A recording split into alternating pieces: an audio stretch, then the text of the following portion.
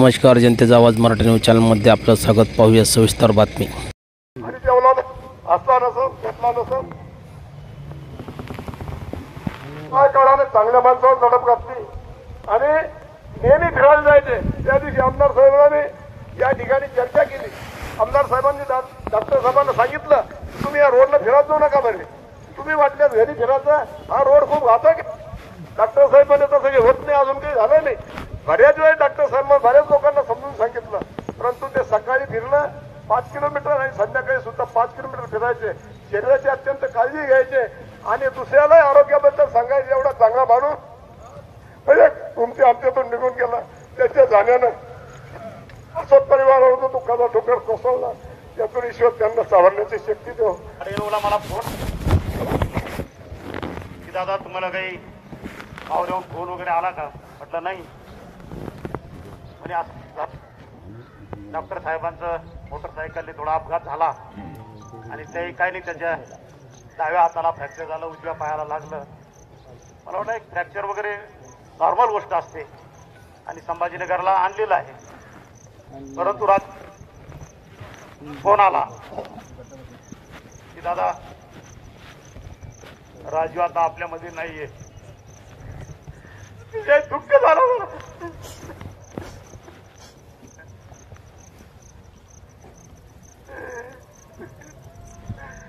मला तालुकदारांनी सांगितलं दादा तुम्हाला 2 शब्द बोलायचे.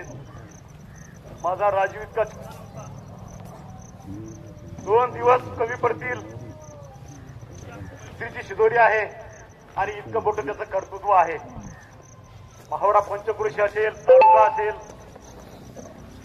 नवे जिल्हा असेल, त्याच्यामध्ये वैद्यकीय क्षेत्र असेल, राजकीय क्षेत्र असेल, शैक्षणिक क्षेत्र असेल, माझ्या मित्राचं कर्तृत्व हे फार मोठं आहे. मी साधारणतः 1985 पासून मावळ्याच्या असतो शैक्षणिक निमित्त आणि नोकरीच्या निमित्तानं. पण मी तिकडे आधी बिनधास्त होतो.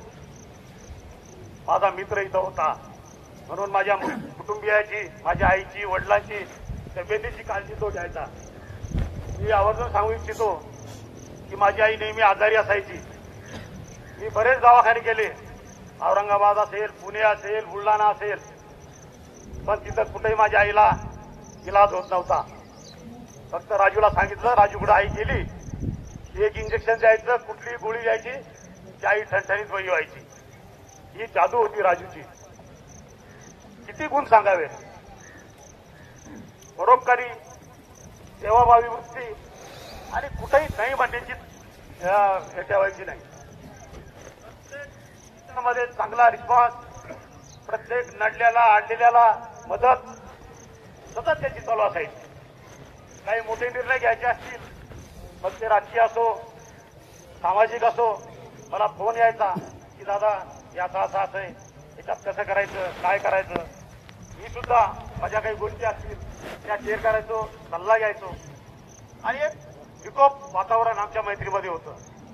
आणि म्हणून कालच्या जाण्यानं नाही तर माझं कुटुंब असेल, आपलं माहोडा पंचक्रोशीतील सर्व परिवार असतील, सर्व व्यक्ती असतील, त्यांच्यावर एक मोठा आघात राजूच्या निधनानं झालेला आहे. देवानं ही चांगली व्यक्ती फार लवकर आमच्यातून हिरावून घेतलेली आहे. एक फार मोठं संकट कासोद कुटुंबावर आहे, त्याचप्रमाणे आपल्या पंचक्रोशीवर सुद्धा आहे.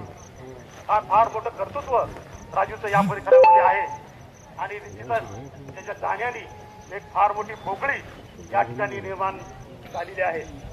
मी माझ्या मित्र परिवाराच्या वतीनं राजूला भावपूर्ण श्रद्धांजली अर्पण करतो आणि कासोद कुटुंबाला हे दुःख झेलण्याची शक्ती मिळो अशी प्रार्थना परमेश्वराजवळ करतो. ओम शांती.